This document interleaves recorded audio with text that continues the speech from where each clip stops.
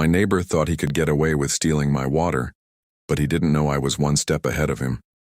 It all started when I got my water bill, and the number on it made my jaw drop. It was double what I usually pay. I knew something was off, so I went outside to investigate. The first thing I noticed was my garden hose. It was coiled up, but not the way I leave it. Then I saw it, a small, damp patch on the ground right below the spigot. It hadn't rained in weeks. My suspicion grew, and I decided it was time to get some real answers.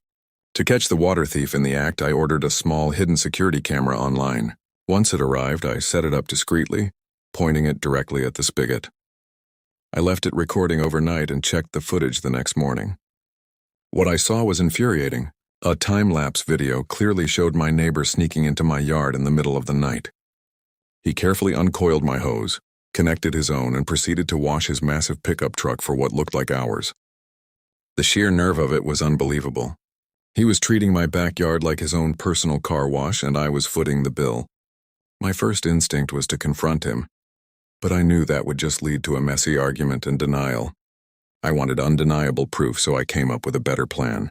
I went to the hardware store and purchased a digital water flow meter, a small device that attaches directly to the spigot and measures every gallon that passes through it. I screwed it on, making sure the initial reading was a perfect 0,000, and took a clear photo for my records. The trap was set, and all I had to do was wait for my thirsty neighbor to return. Just as I expected, my hidden camera captured him again a few nights later. He crept into the yard, flashlight in hand, and went straight for the spigot. He fumbled with the new meter for a moment, clearly confused, but then shrugged and connected his hose anyway. He had no idea that the little digital screen was meticulously tracking his every stolen drop.